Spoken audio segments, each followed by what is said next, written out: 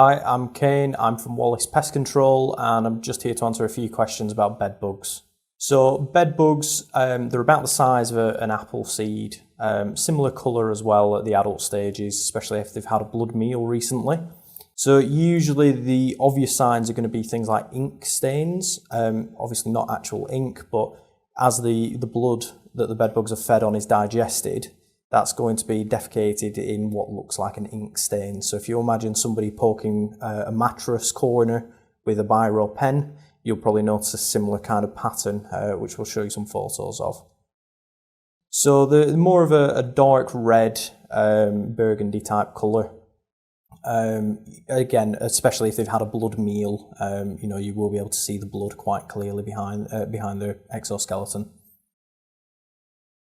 So typically you're going to find bed bugs, as the name suggests, around the bed, particularly the bed frame rather than the mattress themselves. They're not going to sit there in open view.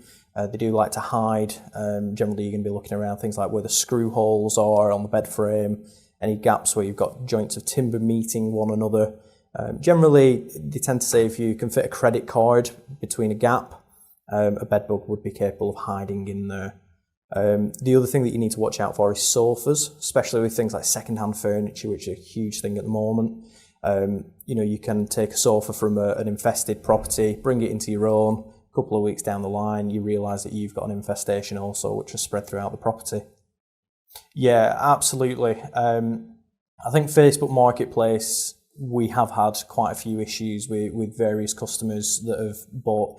Could be a sofa, it could be another small item of furniture, but if it's come from an unknown source, really you just need to do some due diligence, have a good check on it, see if there are any of the obvious signs of bed bugs like live bed bugs or the ink stains that we were talking about.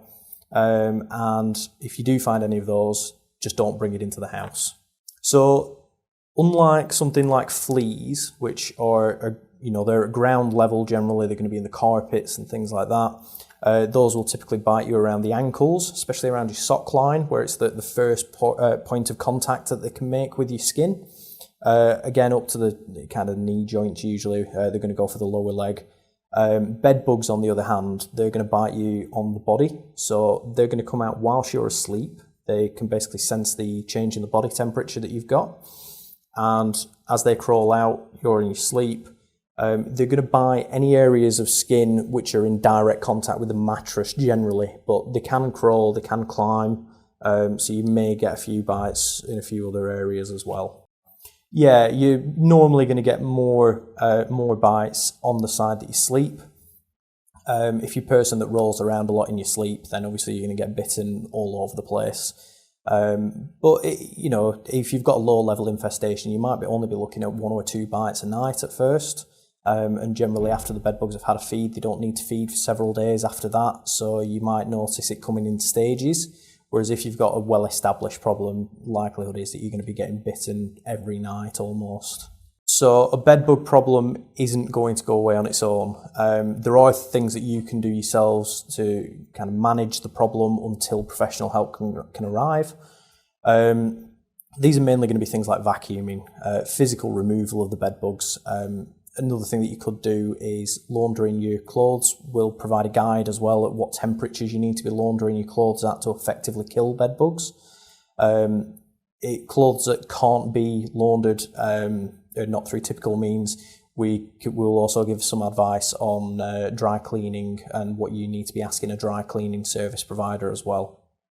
So there's no specific temperature, but in typical household conditions, bed bugs are going to thrive. We're looking at like 20 degrees and above. The higher you've got the temperature, the more frequent the bites are going to be and the faster the actual breeding rate of the bed bugs. But as I say, the temperature itself isn't too much of an issue.